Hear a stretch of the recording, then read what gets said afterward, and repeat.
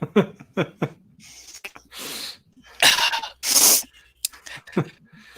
to the Kaiju Network podcast. I am your co-host, Kent, and with me is your other co-host, Jason. And you can definitely see our names on the corners here this time around. Hopefully, first and foremost, everybody is doing well. They're safe and healthy, and from this COVID-19, that's been a huge development since the last time we did any podcasting. So I'm really hoping that everybody is doing well on that, and some major shit, and hopefully we can get past this thing really soon, because as you might be able to hear in the background, it's driving me insane with what I'm going through right now. Hence. And by the way, I've even got my own here too, so Godzilla Productions. Now, remind me your name. I'm sorry, Brian, right? But yeah. So other than the nice little introduction that Kent gave us there, which was pretty interesting. As you can probably tell in the, I'm sorry. I'm getting everybody screwed up. As you can tell in the upper right corner of the screen there, basically we have now switched over to StreamYard, which apparently previously, as we've discussed in the previous episode, that we were on Lightstream, and for some odd reason that they decided to switch everything that we used to have for free to now as a paid pro thing. So for the time being, we will have this sort of setup for the time being. Although we are in the free part right now, we're able to do the whole stream without any restrictions as far as streaming a month, which pretty much we are going to be doing that. The maximum amount of streaming we can do for a month is 20 hours. So at least that's plenty of time for us to stream. We will never use that amount. Definitely not. Although from what I've seen so far, we can't do any of our custom basic graphics for the time being. The only thing we can do that is upgrading to StreamYard's Pro subscription, which is around $20 a month. But I'm still somewhat debating if we're going to just stick on here for the time being until we find something else, or possibly just put some money towards this whole thing. So, but yeah, for the time being, we're just going to be on StreamYard doing our podcast show just on a basic format for the time being. Hayden, is my camera, like, am I looking slow and stuff? Because I'm looking, at least on my end, I'm looking kind of slow on my side of the screen. So is it kind of the same for you? Yeah, $20 a month isn't really cheap, but at least it's not, some of the other things that I've seen, $30 or $50 a month, especially with Adobe, like Adobe's Creative Suite package, which is $50 a month. It's pretty ridiculous, even though the amount of people that use the whole service for Adobe, myself included. But as of right now, I'm just doing it like an annual thing instead of the monthly thing that I used to do. But as far as your end, Kent, the only thing that I notice from time to time is your audio gets a little bit choppy. Yeah, video quality is a little lower than normal and your audio is a bit choppy. And I don't know why that is. I don't know if it's because Jason's hosting or what, because I'm looking down here on my computer. It says I got a perfect signal, strong signal. You should, do you have like a little cam mic setting on your end there? because I know I do. I Hey, wonder. I wonder if I could do something here on my end, but for the time being, is there anything that you want to bring up?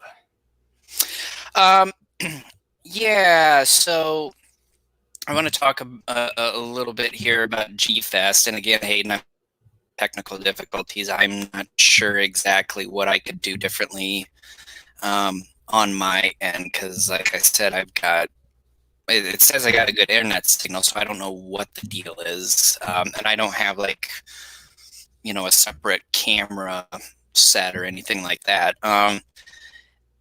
Originally, as who knows us is aware, we were planning on going to G Fest this year, but because of this COVID-19 and me having mild asthma, I personally have decided that I'm not going this year.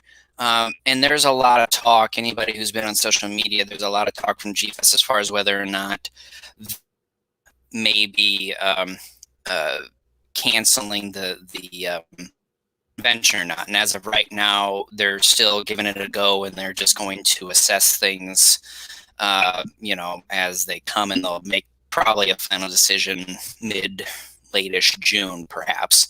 A lot of it is going to depend too on the city of Chicago. A lot of it's going to depend too on whether or not borders with Canada and the U.S. are open during that time as well. I mean, there's just a lot of different factors that are in place right now that will kind of determine whether or not G-Fest is a go. Regardless, even if it is on, I have planned to not go because this virus is not going to end by July. We may, best case scenario, see a drop in cases, hopefully, but I still am not going to take that risk. And I just recently had a friend who died from this stuff. She was a year younger. She had some underlying conditions that I think only a couple people knew about. And by and large, though, she was healthy. And with me, I have mild asthma, and I'm not going to take that risk this year. And so definitely for sure now, I'm not going. And that's pretty unfortunate. Obviously, considering the circumstances, that's just kind of the position that we're in. And like I told Jason, I said, I'm not going to take the chance of potential because, anybody who's gone to any sort of convention knows you're being packed in rooms with a lot of people. I'm just not going to do that. So, unfortunately, I'm not going, even if it is going to be held this year. Yeah, I'm still, I'm just going to play it by ear for the time being. And I think I'll probably make a final decision probably around middle of next month. And my current situation right now, as far as GFest goes, I'm sort of leaning toward, I was, at first, I wasn't actually planning on going this year until Kent was sort of, trying to convince me to do it, and I was just like, okay, I'll go. Fine, I'll go. and then now the whole thing basically switched around, so now he's now going, and then me, I'm still going. It's not just because I flipped the switch and said, no, I'm not gonna go. There's right, yeah, factors. Yeah, but it's a little bit ironic in a way. But as far as Hayden mentioned, why don't you try to leave for a second and then come back on? You should be able to access the stream with the same link that I sent you here and see it. Hopefully that works. Fine, I will leave. That's what you want. Oh, don't blame me. Okay, so we'll just stick around here for a second until he gets back here, because I know the invite link should still be the same here. And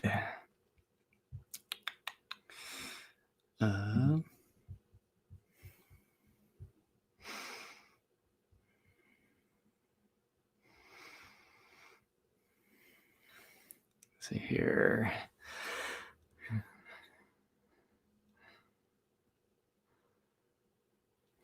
Well, we'll just hopefully that's the case. But as far as the current situation is going here, it's looking like it's going to be sort of a roller coaster type of scenario from what the government has been talking about in the last few weeks. But yeah, for like the past month on my end, personally, I've been working from home just across the room here. I got my work computer and everything. So I've just been doing most of my work from home here. But yeah, it's not doing too good so far. But hopefully with the way things are going recently, I think it's starting to slow down a bit. And I'm not sure why. I would have thought that Kemp should have been able to come back on here. Let me message him here.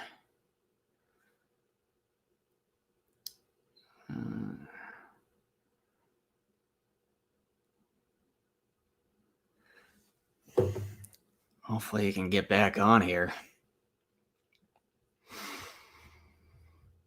There he is. There you are. Took you long enough. Oh, you caught me.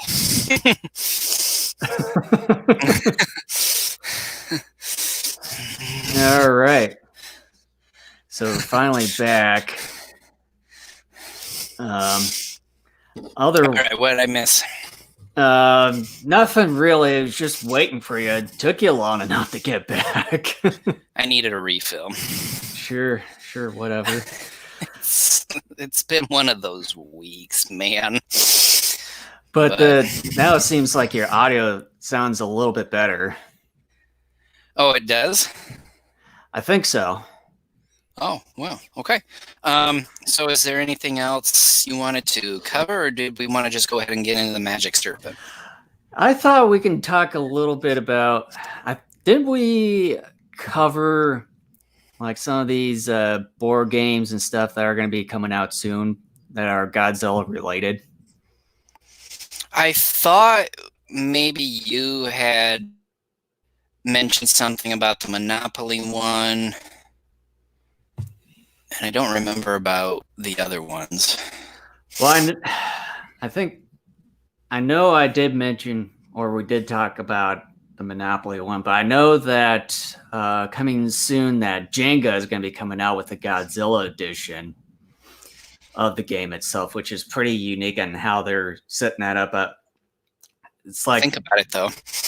Yeah, the whole, like, the main thing itself is the building, and then right, the organizer is supposed to be Godzilla itself, and then there's some sort of thing to what to do with it. But I haven't really delved too deep into it. And then the one thing that I know we didn't talk about, since this came out the other day, is that Magic the Gathering has confirmed that there's going to be a total of 16 cards that are going to be all the Godzilla monsters included in one of the upcoming expansion sets. And I know I can say this for the both of us that we've never played Magic the Gathering. I know I've heard about the game for years on end, and I've thought about actually playing it at one point, but just never bit the bullet. But as far as these cards go, I've been debating on possibly getting into it, but I think some of you have seen the cards or have actually played or are playing it. That I think these would be a good I have to asset. say though, the one card that I've seen, and I think it's the Heisei God, looks abnormally. Um, Yeah, the lower jaw seems yeah, to be it's like weird. at a 90-degree angle. That's the only thing that It's I noticed broken, is what I'm that looked saying. that looked a bit weird. But yeah, it's from what it looks like, they have 3 different versions of Godzilla. One of them is a primal Godzilla, and then the other 2 are, of course, the Heisei and then the Shin Godzilla. Ugh. And they have a couple iterations of Space Godzilla, where one of the cards has been getting the rounds lately with the Space Godzilla card, and I've seen it on the news or like online on news and on YouTube that basically it's the nameage on how they named the Space Godzilla card, where it's called Space Godzilla Death Corona, where his beam is called the Corona beam. And with all the recent things that are happening recently, it's sort of getting a backlash. I'm just like, it's part of the name of his beam weapon that it's been around for years and years. And was it Wizards of the Coast who owns or is the creator of this whole Magic the Gathering game, that they went back and renamed it. So now from what I heard, the Space Godzilla Death Corona card is going to be one of those rare sought after cards. simply It's because like simply versus because of the name. Blu-ray with the commentary. Yeah. So whoever gets that card in one of their was it Ikora Lair of the Behemoth expansion pack, where all these cards are going to be in, whoever gets that card is going to have quite a little bit of an investment in their cards there. But other than that, I can't think of anything else besides still waiting on the trailer for Godzilla vs. Kong, which seems to be That's delaying probably more. an indefinite wait. But Can I try something? Let me leave this stream again, because I got a Wi-Fi booster in my den here, and I'd like to see if I can connect to that, see if that'll give me a stronger signal, and kind of clear up some of this stuff. Yeah, sure. Go right ahead. So let me try that. Sure. And I can answer Hayden's question here. Yeah, I know that I think they made an update to that. I'm not entirely it's like Space Godzilla something. Let me Google it up here for 1 minute. If I can type right, Space Godzilla Magic the Gathering card.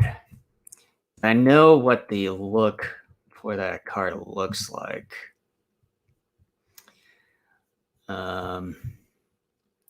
And looking at Newsweek, and it's showing the original card where it says Space Godzilla Death Corona. Okay, I think this is one. Okay, so Wizards of the Coast, they renamed that card from Space Godzilla Death Corona to Space Godzilla Void Invader. So, which also I think it makes sense too, simply because he's from space, middle space. So, yeah, the Ultra 7, I actually got that a few years ago. I think it's I got it a few years ago over at G-Fest. I'm not sure specifically. Let me check here. Yeah, this one is a Bandai Ultra 7. You can see it's has a little bit of a wear and tear, because this one I think it's probably was played with for many years. And from the looks of it on the year date, it was made right at the year I was born in 1986. So that's that there. And of course, I've got a bunch of other collections on my shelf behind me here with some of the rare figures. Yeah, it's a little bit goofy looking. To me, it's a little bit stiff. It like the helmet to that figure. It seems a little bit slimmer compared to the like the show version of it. It's a little bit bulky in a way. And this Godzilla figure over here, this one is based on the 1984 Godzilla design, and this is one of my all-time favorite Godzilla designs, and I really like the whole sculpture of it, and as well as the paint job to it. I really like the nice gold color to this one. The only complaint I have on this one is that the feet, I don't know if you can really tell, it seems to be a little bit off. Like this one, like this foot right here seems a little bit more inwards, like going this way a bit. And this foot is going that way as well. It's a little bit, and one of them is a little bit cockeyed. It's like it's not actually, I don't know if I can really show it. It seems not to be quite straight. Yeah, I think it's this foot. The left foot seems to be a little bit not quite straight on that one. And then of course I got like a Shin Godzilla red monochrome figure up on the shelf, which you've probably seen in previous episodes. And of course an Ultraman Tiga figure, which is humongous, probably about, I can't really show it, probably about that tall. And of course some of the rare ones like this Crystal Godzilla 2000. I think they said there was only 2,000 of those made ever, and I got it for a reasonable price on that one on the first G-Fest that Kent and I went to. And I think I got that on the last day that we were there, and that they actually had the prices all lowered. And I see that Kent is finally back on here. And he's still drinking. Oh, you caught me again. All right. Took me a moment. I kept hitting the wrong button on the passcode. Well, I pretty much answered a couple of questions for Hayden while you were gone, because he wanted to know what the new name for the Space Godzilla card was. And then we talked a little bit, or showed him a little bit of some of my figurines off to the side over here that I usually have. But yeah, I think we are all good to dive into the meat and potatoes of what this episode's mainly focused on. Yeah, after some technical difficulties, hopefully this kind of clears everything up here. I'm not sure if it has or not, but it's kind of weird. Like, I got a Wi-Fi booster on my laptop, and that's just kind of blinking. So I don't know, but obviously I'm connected, because otherwise you wouldn't be hearing me. Oh, it seems like the video quality is quite low. Really? Yeah. What are you talking about? Like, that's why I'm seeing on my end. Fucking shit. Let me get out of here and I'll go back to what I was connected onto. God damn it. I'm not sure what's wrong with his internet. I think I think just nowadays it's just some of these poor. Yeah, I noticed it too. It's pretty pixelated in a way. I mean, it looked a lot worse. Even with the Wi-Fi booster, you would think that it would have been heck of a lot better, maybe in my quality. Although what I'm using right now is a separate Logitech webcam for my computer here, which is goes up to 1080p. So I think that sort of helps for me because I think I noticed too when I didn't have like a separate webcam that the actual computer cameras themselves tend to be not good quality. Even Macs, which I'm using a Mac laptop currently here. This is which is the reason why I usually sit on the couch here, and then I've got a separate Yeti microphone off to the side here, and I think that's probably one of the things that Kent should probably look into is maybe a separate webcam for him there. But I mean, oh well, what can you do? But hopefully he'll get back on here in a couple minutes, and hopefully his quality should be a little bit better this time. I'll just have to wait and see. Excuse me.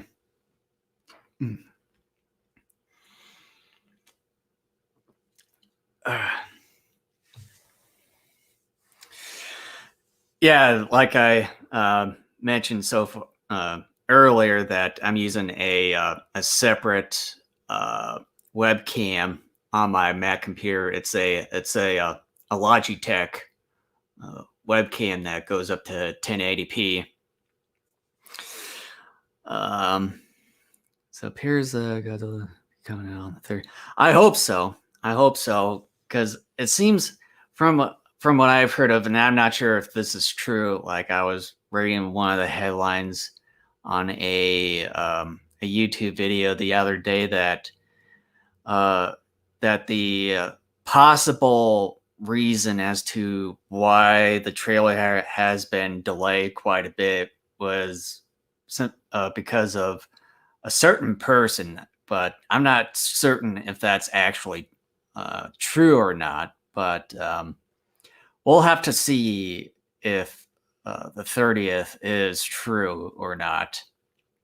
But with the movie coming out in November, I would say the best logical time for that trailer to come out would be obviously between now and I would say towards the end of next month.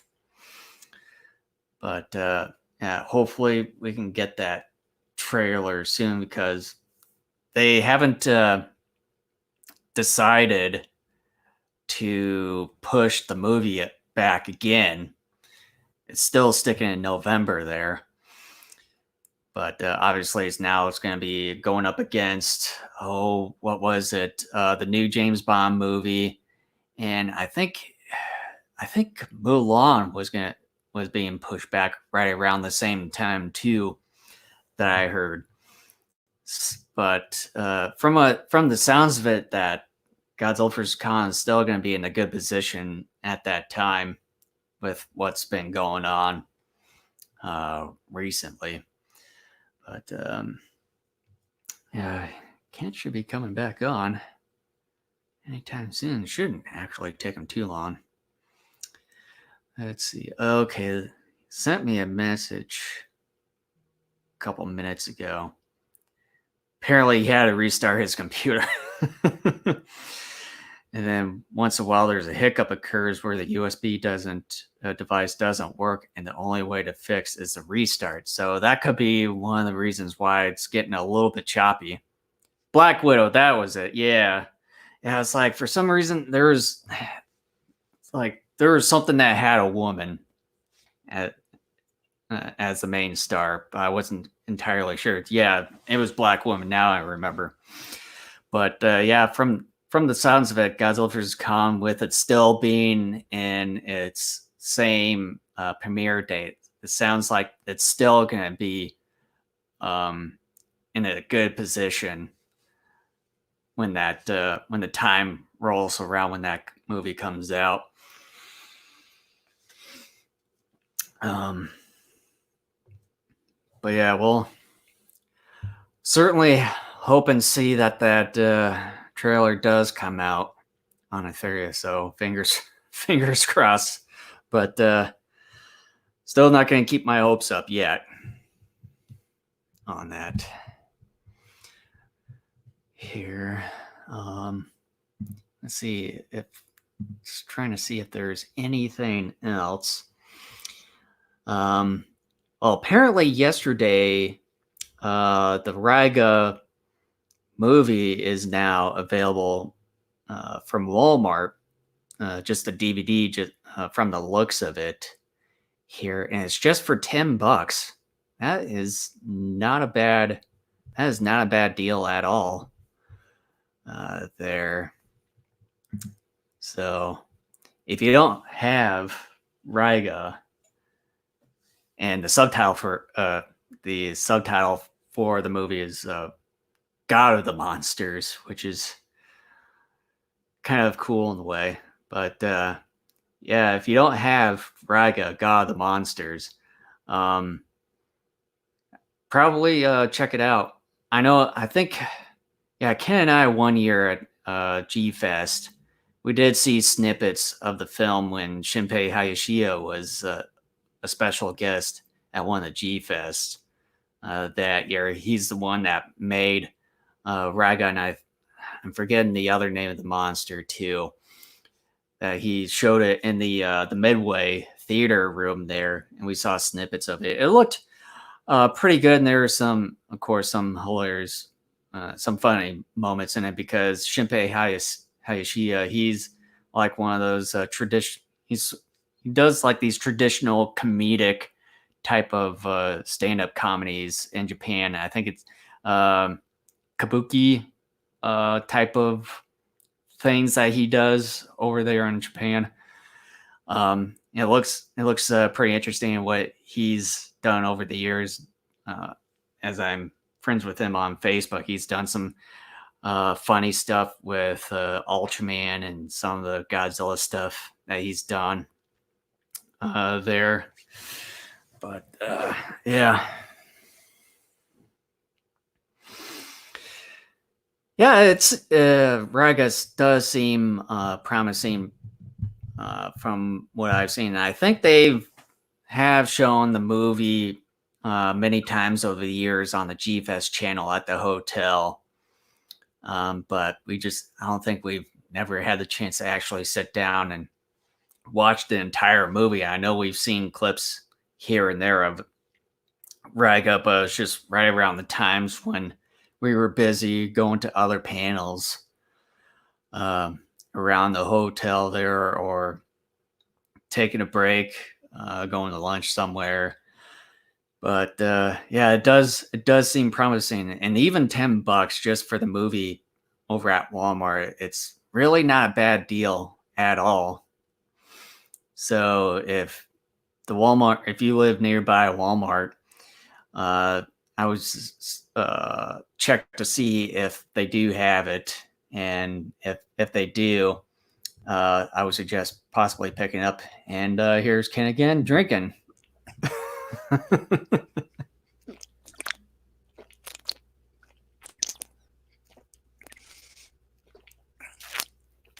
You done there? I dribbled. Oh, I feel dirty. So if I start slurring my speech, after a while you'll understand, as far as I don't have any more of this.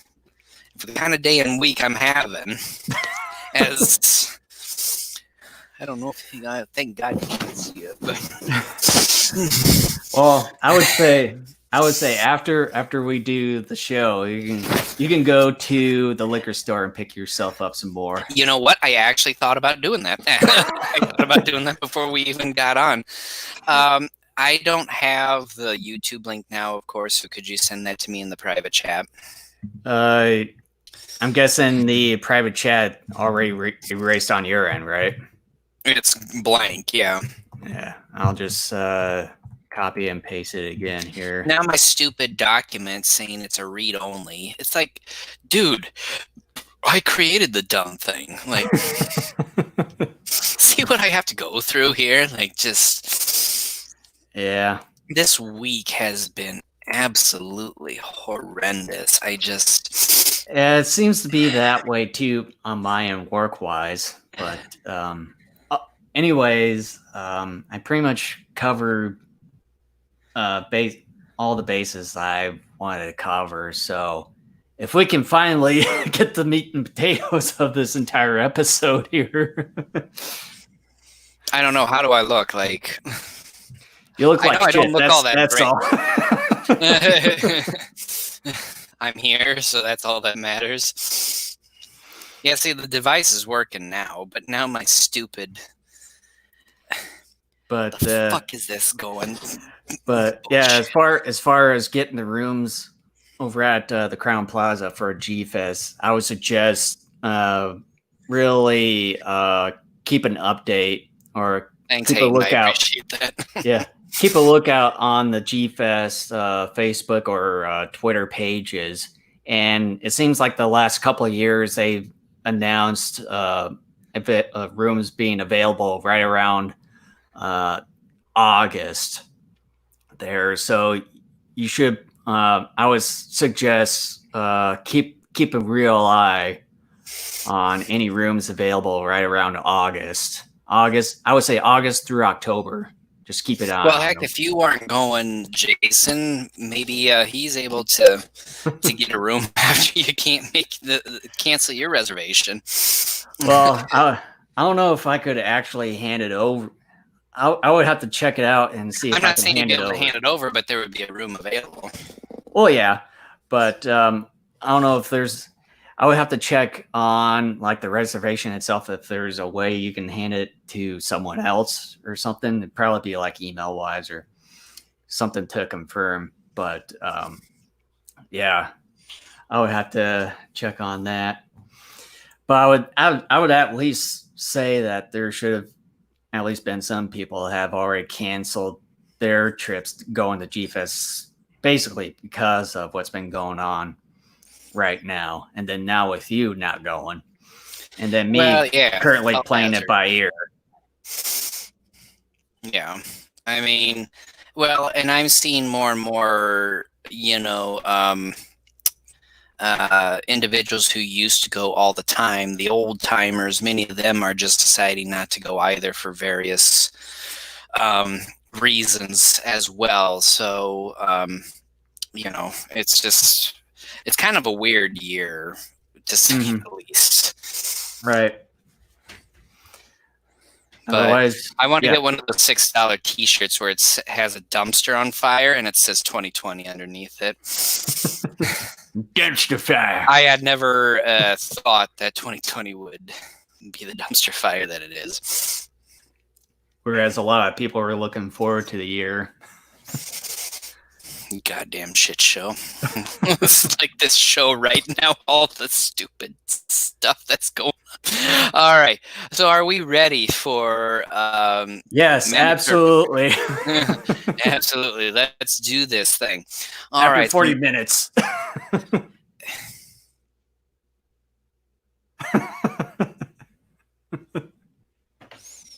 I don't even know where to but anyway.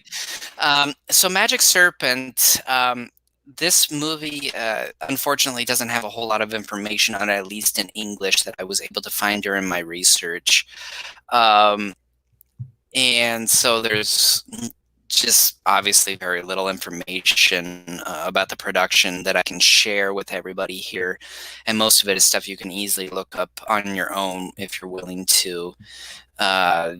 Take the time to look for it. But I have to say, though, first, like, I first saw this movie nearly 20 years ago. I can't remember exactly what year it was, but it was on a DVD that I had purchased from Best Buy, and it was a double feature with Gamer versus Gauss and this movie. This is the one And I I think don't remember. this is the one that you actually gave me. Yeah, and I don't remember. Hold that up. Okay, who produced that? This is from Retro Media. Yeah, the thing sucks because the picture quality is not great. Yeah. The audio is just good enough for you to make out what's going on 75-80% of the time. So yeah, I remember when you and I watched this because we're like, oh, Magic Serpent, double bill on this Gamer versus Gauss DVD, which was the reason why I had originally purchased it. Mm-hmm. Oh, you watched it on that double feature too? That's awesome. Yeah, that was our introduction to this film, was through that double feature. And so we had just kind of figured one night, why not go ahead and watch it? Why not check it out? And so we put it in. And when it was done, we were just like, what the hell was that? Because we didn't know what to make of it. You could see strings kind of on those doors kind of midway through the movie, where those doors kind of come off this building, they circle around. By the way, quick note, Ikazuki Maru and Jiraiya are going to be interchangeable. They are the same person, but they're going to be interchangeable throughout this podcast. They mean the same person. They're just kind of separate names for the same person. I think the booze is taking a hold a little bit.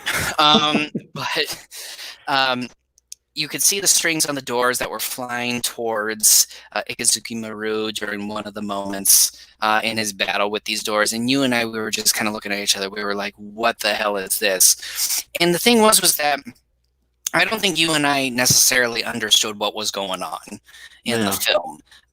We didn't really, I don't think we paid close enough attention to the story to really get an idea as far as, okay, well, this is,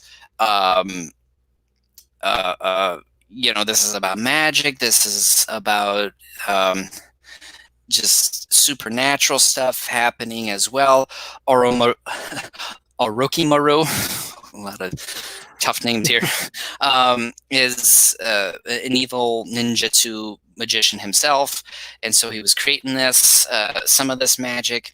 And so you and I, we were just like, man, on the one hand, that was relatively interesting, but what in the world? Like, it just, we thought it sucked. And so by and large, we avoided it for a long time. And it wasn't until like a couple of years ago I bought a better version of this movie from a source whose name I will not name, but it's a better presentation of the movie. And it is the American version. It's not the Japanese version. It's pure American version with all the cuts and edits, which for the most part were very minimal for this particular film, thankfully. But still, there are some noticeable changes, especially if you are aware of what the Japanese cut shows and all that. But for many years, I just kind of tossed this movie aside, and it really wasn't until as time went on that I exposed myself to more, not just kaiju films, but more importantly, Sentai type films and even samurai films, that when I went back and watched this film about 2-3 years ago, that I actually was able to connect with it a lot better than I used to. And that was basically what I'm saying. It was an ignorance of not understanding the samurai films along with kind of the Sentai magic type films. And so as a result, I have been able to respect this film a little bit more with time. But by and large, like, my initial reactions, like almost 20 years ago when I bought that double feature DVD, was that this is stupid. This is the purest of examples of what a B movie is, and there you go. Like, it's not worth watching. And so I avoided it for many, many years until within the last few years. So yeah, that's kind of where I stand on that. Unfortunately, I probably showed a little too much of my hand. Well, I for have a me, tendency to do that, but for me, it's a little bit of a different story. Excuse me. That simply after us watching that, and one of the WTF moments when I watched it the first time, I think was one of the more obvious things was that they used the howls from like real recognizable kaiju like Godzilla, Rodan, Mothra, and the howl for the spider. That sounds it's a similar to cross me. between Mothra and Keela from Ultraman. Keela was that kind of that moon beetle, that giant moon beetle. I think it's towards the end of the series with the big glowing bug eyes. That sort of kaiju. Yeah, because like that sounds really familiar, but I just can't pinpoint it. But yeah, Toei made the movie. Mm-hmm. Yeah, and but yeah, like this one here, it's like in a square format. It's American. It was brought in by American International, and yeah, the quality of the movie is pretty poor, and sometimes you can't really hear some of the audio. But yeah, I would say my story is a little bit different compared to Kent. That after seeing this movie for the first time, I would say for the span of many years up until now, I've at times had the urge and have actually watched it from time to time because for some reason, it just oddly drew me in for whatever reason. But train wreck. But like with Kent, I think I've probably gotten in more of the samurai movies than he has at an earlier rate. Whereas I think I started out with Seven Samurai there, and then I've seen some random samurai movies here and there, and then of course watched a lot of I forget that one famous Japanese actor's name. Yeah, Mifune's films. I've been drinking, and I knew that. Yeah, I've watched a lot of Mifune films, which I think also helped out as well, mainly with Sanjuro and Yojimbo. I really like those a lot, by the way. But after seeing this movie, I think it's probably the first time in a couple of years since I've last watched this movie. I think it's gotten a little bit better, but still it has its quirkiness to it. But I think, like with a lot of people, they'll say, "Oh, a movie is dragging so much. Like when will we get to the good parts and everything?" This movie gets to like straight to the shit. Almost like Super Inframan in a way. Yes and no. I think it kind of depends on what you're looking for in a movie like this. If you're looking for kaiju action, it's going to be pretty lacking for the most part all around. I mean, even towards the end, most of it towards the end when it comes to kaiju. Yeah, but anyway, let's kind of get through some housekeeping here with the movie, do a plot overview, and then we can go ahead and talk about it. So the Japanese production and release dates: it was released March 5th, 1966, with a running time of 86 minutes, produced by Toei, as I had mentioned earlier. With the U.S. release, it was released in 1968 directly to television by American International Television, dubbed by Titan Productions. The kaiju roars were replaced with roars from other kaiju like Godzilla, Rodan, Mothra, and Keela. A few changes were also made with the music, but nothing too major. The opening credits were shortened and used a dragon as a backdrop instead of the montage of Ikazuki Maru's adolescence. So for the plot overview, Daijo Yuki, a general, and his ninja associate Orochimaru turn on their kingdom and kill Lord Ogata. Ogata's son Ikazukimaru barely gets away with the assistance of a giant eagle. Years later, now a man, Ikazukimaru, is trained in ninjutsu and toad magic by Dojin Hiki. Orochimaru is an old pupil of Hiki's, and we find out that it was Hiki who was the eagle that saved Ikazukimaru as a boy and left a scar on his pupil, the serpent, Orochimaru's head. Orochimaru kills his older master, and Hiki tells Ikazukimaru to avenge him. Ikazukimaru or Orochimaru. Ikazukimaru or Orochimaru. He also There's a tells lot him of about Morus in Orochimaru this. and destiny. Yeah. Jiraiya, same character as Ikazukimaru, meets a young woman named Tsunade. Her grandmother gives her a hairpin that contains the magic of the spider. Jiraiya saves a young woman, Saki, and her younger brother Shirota from being killed by Yuki. He aids them in avenging Yuki as well. Tsunade learns that her father is Orochimaru. He asks for her assistance in killing Jiraiya by poisoning him. She doesn't follow suit, but an older man who has been traveling with them for a while attempts to poison Ikazukimaru, but it fails.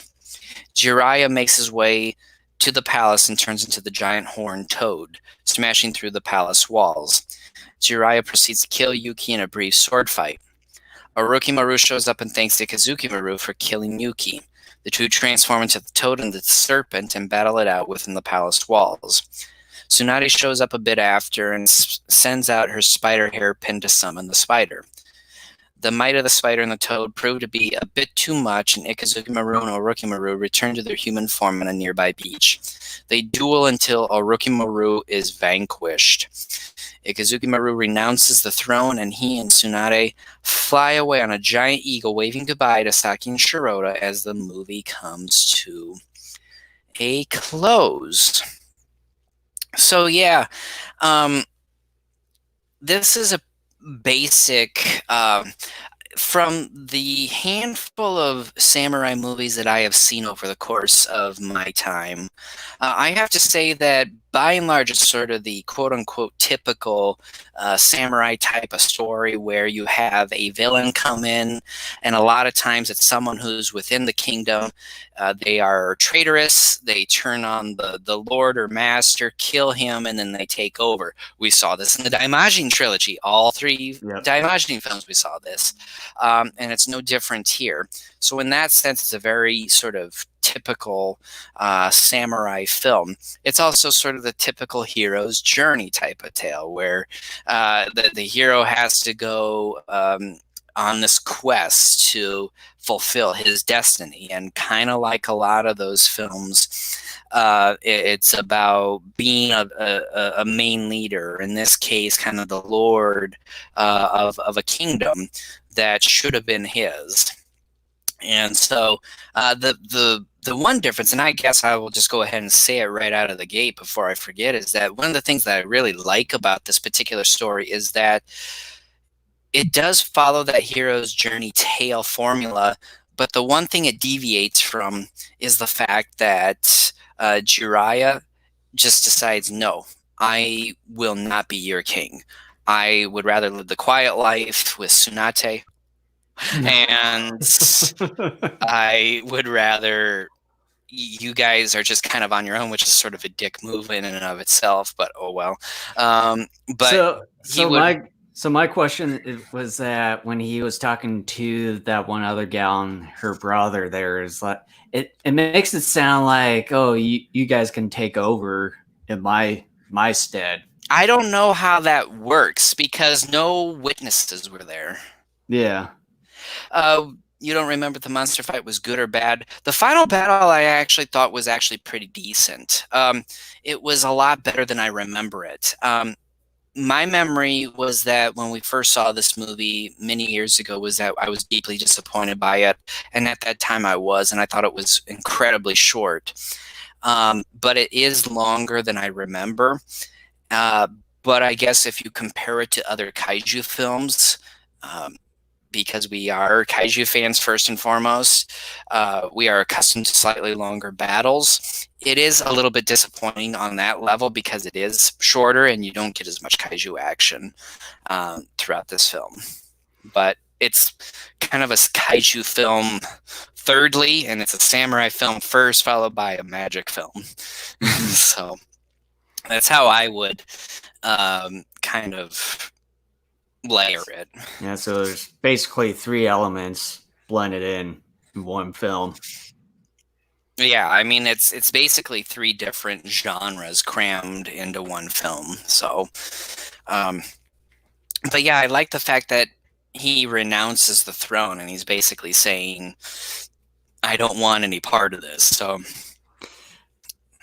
Yeah, That's one of the things that I really like about it. It's a happy ending, but at the same time, it's not sort of fulfilling that destiny completely. His main sort of journey, at least for him personally, is about avenging his parents and avenging Dojin Hickey. Mm-hmm. But I don't know if I can remember while watching this. It's like earlier in the film, it sounded like that he wanted to at least take back the throne for him. You know, just try to keep the bloodline going. But then for some reason, it just sort of changed its mind right at the very end there. Yeah, so let's go ahead and just kind of talk about what's not so great about this movie. And one of the things that I think is very glaring about this film that is not so great is, in some aspects, the story, or even to kind of even be more specific, characterization. It's sort of a combination between the story and then you have offshoots. So the characterizations in this film, I think, really aren't that great. All the characters are very one-dimensional, and they're sort of your stereotypical type of characters. Your heroes are very much your Superman, Boy Scout do-gooders, and your villains are straight up bad guys. There's nothing redeeming about them or their mission. So, and there's no growth. And kind of like you were saying, for whatever reason, Jiraiya just decides to go ahead and give up the throne at the end of the movie for no apparent reason. That's a story problem. Because we should have been able to see this transformation from him over the course of the film, where he goes from being, yes, not only will I avenge you, but I will take the throne back, to basically, okay, I will avenge, but I will not sit on the throne because I don't want that or whatever. So that's a huge problem, I think, with this movie, is that the characterizations are very one-dimensional. But at the same time, the story in and of itself just isn't as well written as it should be. Mm-hmm. That does not mean, though, that the film as a whole is not entertaining. I will say that despite some of the huge flaws with this story, the movie in and of itself is still incredibly entertaining. And I think that is important to remember. That does not make the movie good. But for me, and I've said this many times over the 10 years we've been podcasting, by the way, officially 10th anniversary. Yeah, this month. I should have mentioned about that, but I almost forgot about it until you brought it up. Yeah, but I've always said on this podcast for 10 years that for me, yes, story does matter, but entertainment matters more. But then if the entertainment value is not there, like if you're not getting a ton of explosions or monster action or what have you, then I need the characters and the story to grapple me in so that I can at least connect with someone over the course of the story.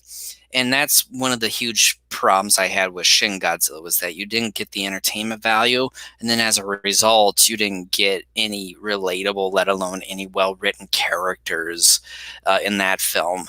So this movie is entertaining, so I can sort of forgive some of those shortcomings, but at the same time, those are shortcomings that need to be officially dinging against this movie, because that is a problem. And there's no there's nothing wrong with, let's say, liking a movie like this that is straight to the point, but yes, there are some pretty decent plot holes. Yeah, As speaking of explosions that you mentioned there, what do you think of the opening for that for the movie? It's like it was all nice and quiet for maybe probably not even 30 seconds, and all of a sudden you get explosions everywhere. And then the ninja people, one of the ninja guys, he throws like a flamethrower or like a baton that had like fire on it and throws it, and all of a sudden like the room just explodes. Yeah, I mean, the beginning of the movie really brings you in. It's once again kind of similar to the Daimajin films. Coming out of the gate, you get the kingdoms, the respective kingdoms, getting assaulted and taken over by the villain, and so it brings you into the action immediately, and it's very much in that Daimajin type of formula But that you get, and it's done well. It's entertaining. That's all I can say. yeah, but when it comes to Daimajin, I think they've at least established a lot of the main characters and some of the supporting characters right away. They still had with some of the time that they had, and then they went into the whole overthrow thing before the 10-year later Not thing. I think. necessarily. I mean, here's what I would argue. I would say the Daimajin films, to a smaller extent, do an ever so slightly better job of characterizations. There is slightly more gray area there in those films, but it's still a very black and white trilogy. There's more sort of clear cut answers and avenues that the movie wants you to believe are the ways that these characters in the story should follow. But by and large, then too, like I just watched the first Imagine film with my son here 3, 4 weeks ago, um, and by and large, too, um, that movie, in terms of its heroes and its villains, are very similar to what we have here as well. The villains are pure evil, really nothing redeeming about them. The heroes are pure. There's nothing complicated or nuanced about them, and so they're very similar. I think the biggest difference between Daimajin and this film is that the Daimajin story, first of all, the Daimajin films I think had a bigger budget than this, so the films look better overall. This film Oh yeah, doesn't look bad, but those films look better than this. Not only that, you're able to tell you're able to have a slightly deeper story, but that doesn't necessarily mean that that deeper story involves the characters. Oh crap! Sometimes that is the case, but um, that's not always true, and that's sort of the case with the Daimajin films. They do a ever so slightly better job, but not that much. There's still a lot of black and white with those movies as well. but comparing this film with the Daimajin one, this film really went at the whole coup thing right at the beginning of the film, whereas the Daimajin one, it sort of delayed that thing a little But not bit, by much, though. just a little bit. But but like this one, it just went into it right away, and you didn't really have act like most of the people that were in that whole thing before uh, the whole year gone by thing. Like you had the young what's the protagonist there as a kid, and majority of the people that were around him were essentially killed off by the main antagonist that was turned into a dragon to go after uh, the young protagonist. And Right? yeah, Jiraiya, yeah. And see, I'm terrible with names too. Giraffe. Giraffe. Well, the dragon does look like a giraffe, though. No, I'm talking about the guy's name, Giraffe. Yeah, I know. Yeah, I know. But then when you said that, it's like, oh, the dragon in this movie sort of looks like a giraffe too. But yeah, it's like you don't really know anybody at the very beginning until years have gone by, except for Jiraiya, the Marahu or whatever. Ikazuki Maru. Ikazuki Maru, yeah, and the one guy who is like the emperor there. Yuki? Yeah. Yeah, those are essentially the only people that you know of at that beginning part, whereas in Daimajin, you pretty much have almost like all the people that you know of that's going to be throughout the movie at the before stage. By and large, yeah. But so I talked about the characters. Like, what do you make of the characters here?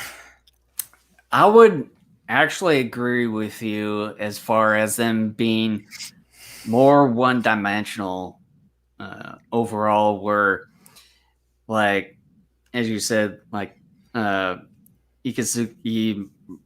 Maru. Jiraiya is another name. Yeah, and Jiraiya and the other dude with also has a Maru in it. I thought you were going to say the other dude with Alzheimer's. That's what it sounded like. The other dude with Alzheimer's. That dude with Alzheimer's. Jeez. But yeah, it's like it's basically like black and white. One is pure, one is evil. There's no redeemable qualities with that other person. And then it's like most of the characters in this, as like you mentioned, are just one dimensional, and it's like they're either good or bad. Well, and one of the things I wanted to quickly hit upon too, and this character I think is quite important given the fact that she sort of kind of helps with the ending, is this grandmother of Tsunade. We see her towards the beginning, shortly after they bury Hickey, and she gives her granddaughter Tsunade this hairpin, this spider hairpin, and then she literally vanishes. I don't remember if she had a name. I don't know exactly whatever happened to her. There's just nothing. She's there for a few minutes, gives her daughter this hairpin, which will come into play at the end of the film, and then that's it. I would, though, say, as you talk about Tsunade, I would say she's probably the only character in this film that has sort of kind of gone back and forth as far as what to choose.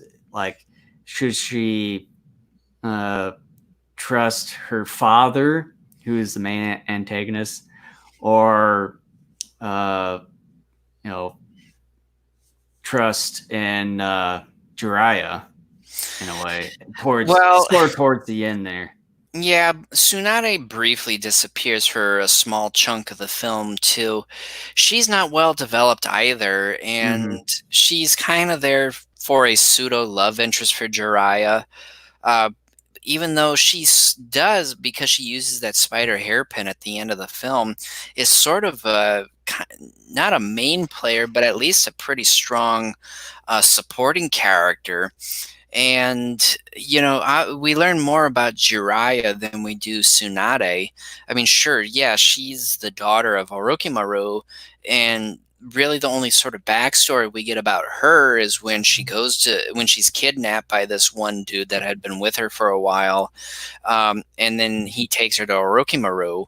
Orochimaru then starts to basically say, like, yeah, you are my daughter. I had left because the woman I was with child, and that was it. Like, we really got nothing else about her, because then he starts going off, spouting his mouth about wanting to kill Jiraiya, and he wants her to help him. But otherwise, we don't get anything else. It's very quick, like 5 second. Oh yeah, I left your mother. I just I had sex with her and I didn't want a child. Like it just we don't. That was the thing that was the most frustrating for me throughout this whole um, film, was that we don't get enough backstory for people here, and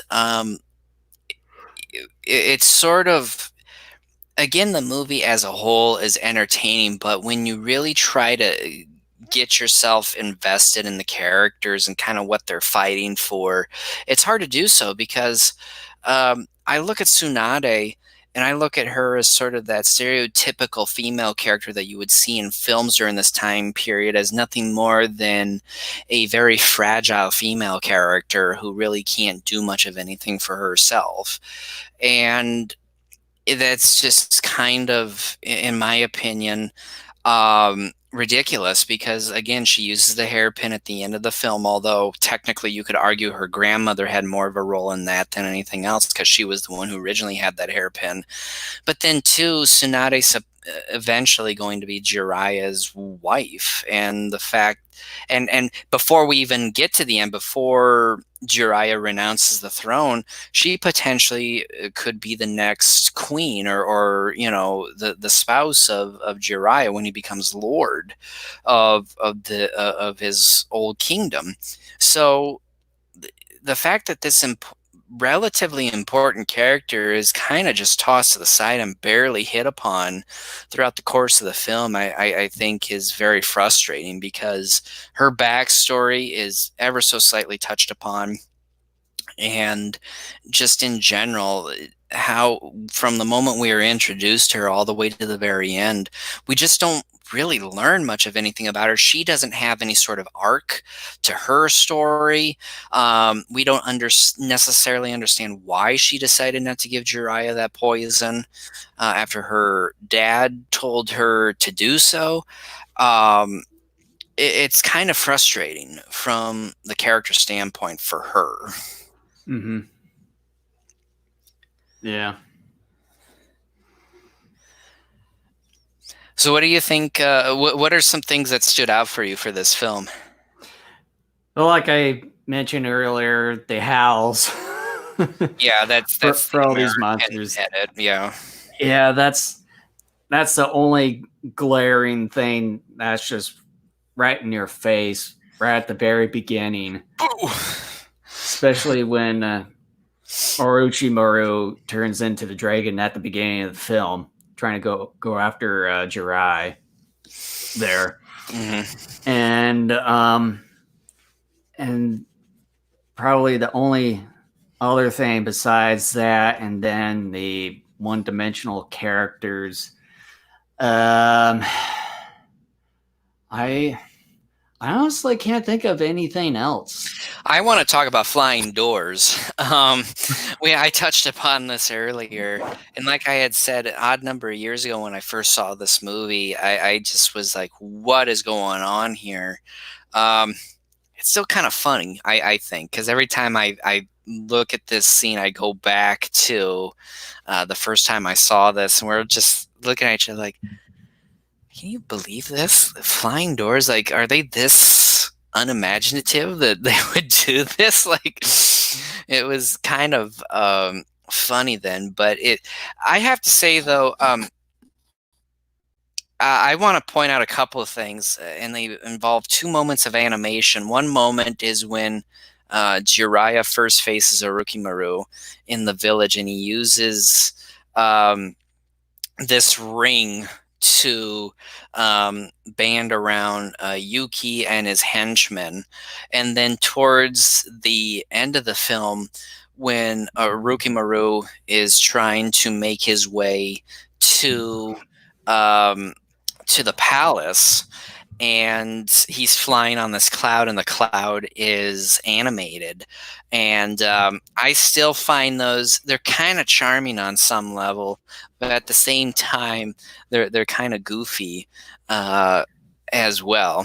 Well, speaking of the whole flying cloud, it's like every time I think about that, it always reminds me of I don't know if some of the people out there have watched Dragon Ball Z, but Goku, it's sort of like Goku riding on the flying Nimbus there in the earlier shows of I think it's both Dragon Ball and Dragon Ball Z earlier on. That's sort of the thing that reminded me about that. But yeah, as far as the whole flying doors thing, it's sort of kind of cool in a way when you think about it. And although it's like you don't even realize that it's these ninjas that Orochimaru and Yuki have sent out to take care of Jirai and everything, but it just makes it look like the doors are just going by themselves without even seeing any of the ninjas towards the end of that whole scene. Yeah. Well, and I want to talk about the acting and the effects because these are two areas that I think this film does relatively well. Minus those two animation sequences we just discussed, I think the special effects work is actually quite good.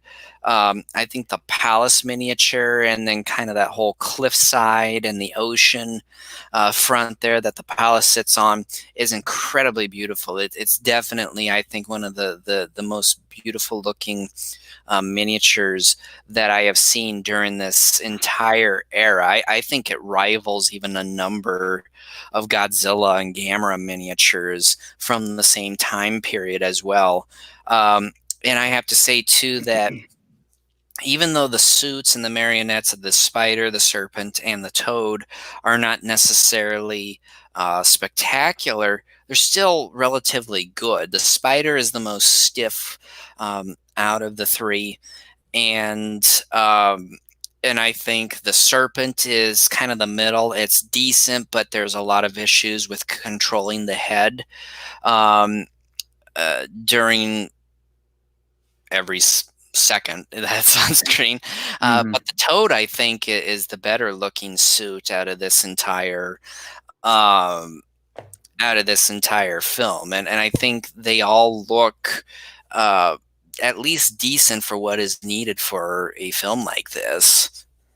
And then the flying doors too, they're done relatively well, not spectacular, but still for 1966 standards in a film made by a company that isn't known for necessarily putting up large budgets, it's still serviceable. Yeah, I do. The effects for this film are pretty good in this one. I probably would say the only downside as far as the effects go is when Jiraiya and Yuki face off the first time around at that one village, and Jiraiya conjures up this one ring to trap Yuki and his cohorts into this whole group thing, and you can see parts of that ring being cut off, just how things were done back in those days. And you can definitely tell they didn't have some sort of certain thing what was the thing, some sort of little prop thing to kind of show what the rain, how big that rain is going to be and all that. You can definitely tell when one of the one of the minions tries to get out of that rain, he was well past that rain via visual effects and everything. But otherwise, the visual effects were pretty good. There are some instances where you can definitely notice that they're using matte screen for all that. But they still tend to make it look believable in a way. And as far as the acting, with the characters, though, with them being one-dimensional in a way, a lot of the cast members that were picked to go along for this, to be part of this film here. I think they did a pretty good job for what they had to work with, to be honest. Though they probably could have done a little bit better as far as trying not to make some of the characters as one-dimensional as they are in the finishing product. But overall, as far as the cast in this film, I think did a pretty good job as far as the acting. Mm-hmm. Yeah, I think that they're all very good actors, despite the fact that they are given just the bare minimum amount of work to do. As far as their characters within this movie. And I think that speaks something to the actors themselves when the actors can give enough nuance to such a thin script that just those nuances can add just enough depth for you to connect to them. Still, there is a huge problem with the writing in of itself and sort of the development of these characters. And that still ultimately goes back to the writers and the director, maybe even the editors as well, depending upon how much of this film that was filmed and then how much of it was cut out, etc. So, but usually, editors tend to be the real directors of the movie, because the directors go out and they film the script and they are supposed to film excess, and then the editors are the ones who are supposed to go through, watch every frame of it, and then say this is what's important, this is what's not, and then they have to work with what they're given. And if the director isn't good enough in terms of giving them the types of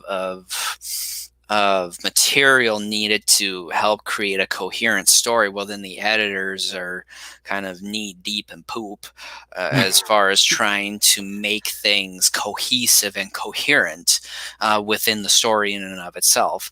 And for this movie, the actors do a wonderful job in their roles. It's just too bad, though, that even then the writing just was not there. And you can be a great actor, give all the nuance you want in the world, but you're still not going to be able to provide enough depth to your character, and then that ultimately then goes back to the writing again. So you can add more depth to the character with nuances and stuff like that, but still it goes back to the writing, right? So unless you have something else, I'm ready to go into final thoughts and a rating. Yeah, I've got really nothing else. It's a pretty fast-paced movie with it's straightforward. I mean, like you said, it's a hero's journey. He's about avenging his parents and his master. We think he's going to get back on the throne, but then for whatever strange reason, he decides to renounce, and that's it. So yeah, it's basically like a bare bones type of movie. Yeah. So did you want to go ahead and give your final thoughts and rating first? Sure, why not? Yeah, as I've stated earlier, that I've watched the film sparingly over the many years since I've first seen this film along with Kent, by watching this version here. Which poor man. which I probably should actually look into finding a separate DVD that's probably a little bit of a better quality. I have a really good one. It makes a world of difference. Having a high quality presentation of a movie makes a huge difference. Oh yeah, I wouldn't doubt. I probably should actually take a picture of it. I should like after when we get done with the show here, I should probably quickly put it in and take a photo of it and just show you how what the quality looks like that I had to watch for about close to an hour and a half. I kind of remember what that quality was like. I don't know. It's probably been many years since I you've gave given it this to you film for a reason. since you've given this film to me. But yeah, it's a bare bones movie. It's like your basic hero's journey type of film, but with the samurai, magic slash fantasy, and kaiju put together into one film. The story could have been better, obviously, but the cast members, however, they were pretty good for what they had to work with. Even though I think they could possibly done a little bit of a better job trying not to make themselves one dimensional in the way, maybe at least try to maybe talk into the director or something, maybe try to make their characters a little bit better. I don't know how things went in Japan though when it comes to that sort of thing, but the visuals, practical effects, they were really good. The dragon, the toad, and the spider designs for this film were really good. And for what we briefly saw as far as the bird, the giant bird, even though it's like it was just quick shots, you didn't actually see it. But for what it was worth, it seemed to be a pretty good design. I don't know if it was like a full-on design or just parts of it. Maybe parts of it, which is why you never got to see it entirely. Yeah. But the story was okay. And it could have been much better. And I think the story had more potential than what it led in the finished product that we saw. But other than that, it's a bare bones hero's journey movie with, as you said, samurai and kaiju in the film. And I think it's pretty entertaining for what it does. It gets you straight to the point right at the very beginning and doesn't really let up toward all throughout the entire movie. And if you want to let me rephrase this. As far as the movie itself, I think it's a buy, to be honest, for me. Wow, really? Holy mackerel! For some of its downfalls in certain areas. We're just about to call it a son of a bitch. for the son of a bitch that it is. But no, seriously, for what it is, for some of the downfalls that it does has some quite a bit of entertainment values to the movie itself. It's for me, in my opinion, it's a really enjoyable movie. Although I probably would suggest finding a much better quality than this That's one. Out of production this one here, anyway, yeah. So. But if you ever see this online or anything, I wouldn't recommend getting this version. No, don't find a much don't. better quality. Find a much better quality. But yeah, for me, Magic Serpent would be a buy for me. Oh wow, that's surprising. All right. So my final thoughts. The Magic Serpent is a combination samurai, magic, and kaiju movie. As a result, there are a number of moments that may make a fan of any of the aforementioned singular genres to shake their head in confusion. This is what happened to me nearly 20 years ago when I first saw the movie. Back then I had dismissed it as the epitome of a B-movie. However, with time, several more viewings, and finding a copy of the movie that presented the film in near-flawless presentation, I have found myself to have a greater appreciation for the Magic Serpent. With time, I've been exposed to samurai films and have found myself realizing that, in some sense, particular movies and TV shows I've seen, such as Zayu Ranger, have this samurai quality to them, not to mention, one could argue, magic as well. As a result, a film like The Magic Serpent isn't as ridiculous as I once thought. Repeated viewings have also made me appreciate the acting and the slight twist on the hero's journey tale. The kaiju aren't necessarily noteworthy, but they are unique. The palace and ocean setting at the end of the movie is the crown jewel of this film. The palace is meticulously built and detailed, and the cliffside on which it sits is breathtakingly real looking and beautiful. The kaiju battle at the end is much longer than I remember it, and though it's still rather short from what we're used to seeing in typical kaiju films, it's also entertaining. Despite all that is good and right with the movie, it is by no means flawless. Characters are one-dimensional. The heroes are your typical do-gooders with barely any flaws and are nearly indestructible, while the villains have no redeeming quality and are downright evil. Evil henchmen are like stormtroopers. They're easily defeated in one hit. The story, while amusing, doesn't offer a whole lot for character development and the ability to flesh out a story with a bit more soul. Nevertheless, The Magic Serpent, despite some deep flaws, is an incredibly entertaining movie. Some kaiju fans, assuming they aren't fans of samurai movies, may not care too much about this given the very short kaiju moments. But those who enjoy both genres will find something to like here. It's not the best example of a samurai kaiju movie crossover, but is still entertaining and worth at least one viewing. And it's a rent. And so with that, despite all the technical difficulties, we appreciate you watching or listening to us and sticking with us. Thank you so much to Hayden for stopping by and sticking with us despite all of the stupid crap that went on in the first part of the show. Because you and I had talked about this like a month and a half or so ago, that many of the movies that we have left to cover, you don't necessarily own yet or have access to them. So I started thinking maybe at least for a little while, something we could do would be commentaries, if you are up for that, because there are a ton of commentaries we have left to do. So I just kind of wondered that kind of direction you want to go.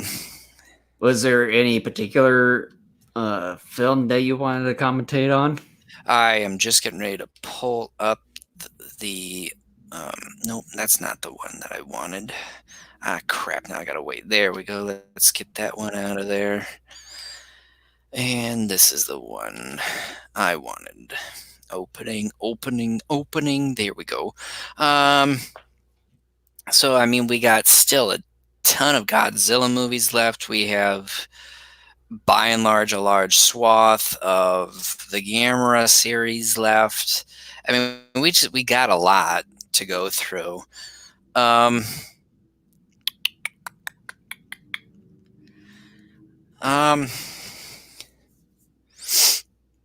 There are a number right off the top of my head I wouldn't mind doing. It's just a question of picking.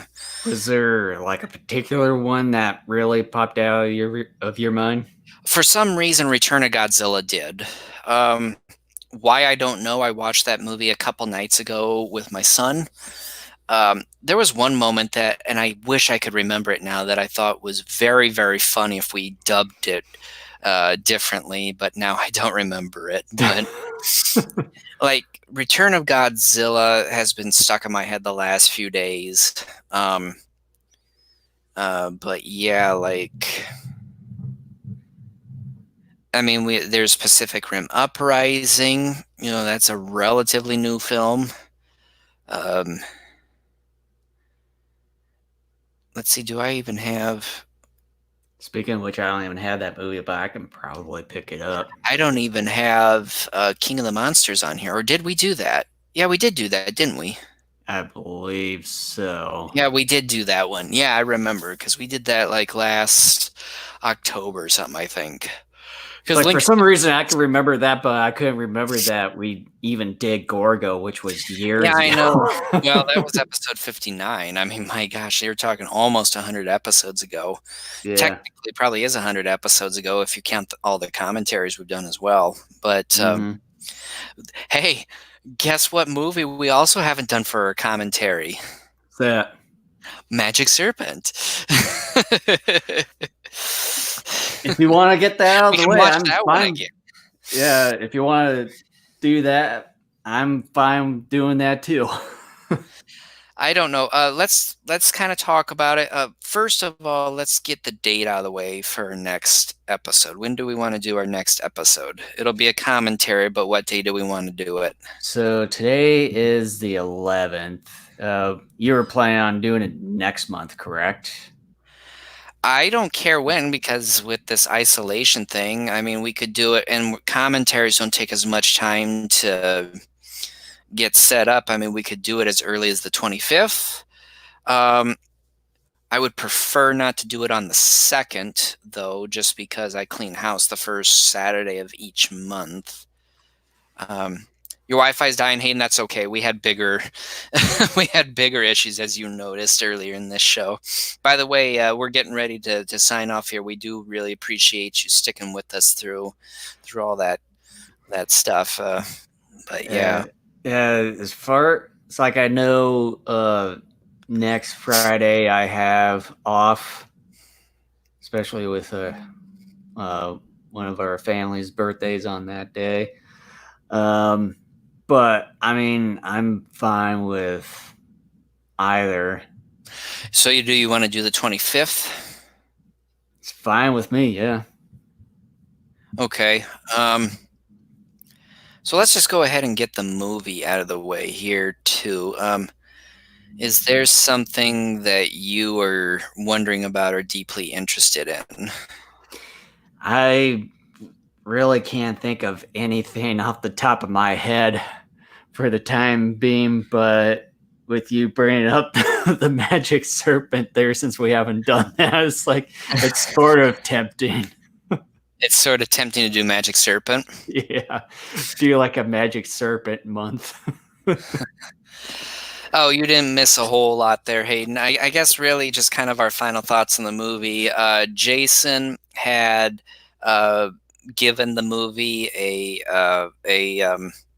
buy rating, and I gave the movie a rent rating. So it's pretty more or less thumbs up for Magic Serpent. Now we're just kind of discussing what to do for the next episode. We are going to have our next podcast on the 25th. It's going to be a commentary, and that's, I think, for a while, what we're going to be doing for most of our episodes will be commentaries here for at least a little while, because what we have left on our schedule, Jason doesn't have access to certain movies or doesn't own certain movies, so for a while we're just going to do commentaries, I think, until he's able to build up a little bit more of a library here, have access to some of these films. You want to do Magic Serpent on the 25th? Why not? All right. Within the same month, Magic Serpent month, forever written down in history, April 2020, Magic Serpent month. To mark our 10 years, it's going to be Magic Serpent month. Magic Serpent month. Yes, every April it's Magic Serpent month. All right, so I'm going to go ahead and cross that off the list here. All right, so it's official. Magic Serpent it is for April 25th. Come join us. This seemed to work by and large pretty well outside of a few hiccups, but at least it worked, and we're at least able to come to you live still, thankfully. So once again, come join us April 25th around 1 p.m. Eastern Standard Time for wonderful viewing of the Magic Serpent. And I want you, Jason, at some point to turn your camera to the TV screen so we can see the horrendous video quality of our DVD. Well, I know when it comes with StreamYard, I don't think we're not able to turn our cameras off or anything. But yeah, I can definitely show the quality then. No, we have not done any of the Ultraman movies. I don't know if Jason owns any of them. I own a couple, technically a few, I guess, if you count some of the newer releases that have come out over the last. I know. I do have the Ultraman Tiga and Dyna movie that came out several years ago, and then of course I do have the Ultraman Orb one. Um, and I know I've seen some of the other Ultraman movies many years ago. I have the 2 Ultraman movies with Belial, and then Yeah, I've got the Orb. Monster Battle Galaxy, is that the one that you're thinking Yeah, of? and then Ultraman Zero, Belial's Revenge. Hmm. I also have the Orb one, and I also have the Geed and whatever other one is with that set Hmm. that came out. I forget what Geed is. It Geed and Orb? Yeah, it should be Yeah, Gaiden Geed and Orb. Orb. Yeah, okay. Yeah, so both orbs, one is the Orb Saga and the other one's like the Orb movie that came out after. Yeah, those films though, I don't think a person can really watch until you've been through the actual series, because I tried watching the Geed one for our end of the year episode back in December, and I had no clue what was going on. And like I told Jason, I said, I have a feeling I probably needed to watch the series in order to follow Hmm. what was going on. But yeah, like I know one of these times we should try to get around to some of the Ultraman movies. Yeah, I mean, I think kind of once we get more of this stuff coming out, like Ultraman X, I think is coming out um, this month. I have that on pre-order.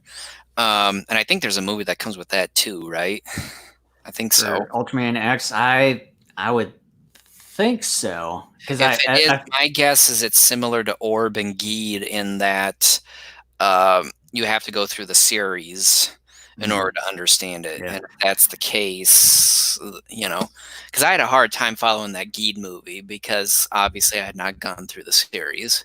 According to Hayden, he thinks the movie is fantastic, but also the It show. was, I think the show was really good. again, kind of like what we had barely, like, what was it, back in December or something we talked about? I had a hard time with this current set following the subtitles. They were unreadable to me like 70% of the time because of the color scheme that they picked. Mhm. The movie wasn't bad looking. It's just that I couldn't follow it, not just because of the subtitles, but also because, again, it was a movie that you had to see.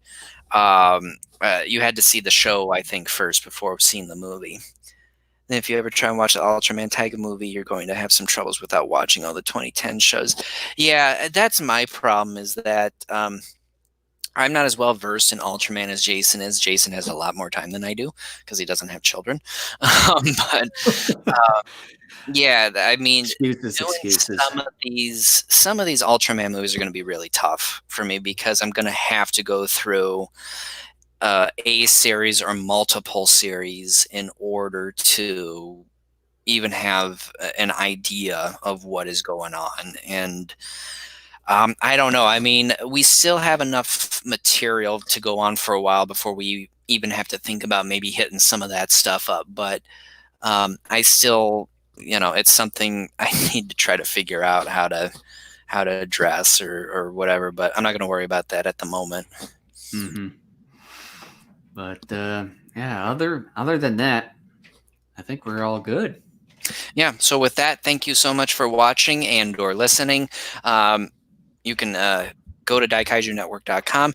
There we have our archive of all of our shows. Unfortunately, they aren't labeled thoroughly, especially the older ones. They just have like episode numbers instead of like what we've been doing recently, like where it says here, episode 133, The Magic Serpent, whereas those earlier episodes, it just says something like episode 59. But we have tons of episodes there. They're all available there on our website. Um, so yeah, check us out at daikaijunetwork.com and just about any other social media platform as well. Yep, and if you're watching this on YouTube, which we're currently just on for right now, just make sure to hit that subscribe button and as well as the notification bell, and make sure to choose all notifications and one of the options there. And So please, iTunes, just take a few moments. If you like us, we would really appreciate 5-star rating on there too. We've been around for quite a long time, and we don't have a whole lot of ratings on there. So, well, anybody who listens, please. not just Apple Podcast, but Google Podcast, Spotify, TuneIn, and as well as iHeartRadio that we're Thank currently you, Hayden. on. Appreciate that. Yes, thank you very much. All right, and with that, thank you so much. Take care, and we will see you on the 25th. And once again, we are doing the Magic Serpent, 1 p.m. Eastern Standard Time. We will post this stuff up on our social media pages. And really from here on out for a good while, we're doing just commentaries. And so we got plenty of films there. And once again, stay safe, everybody. All right. Take care, everyone.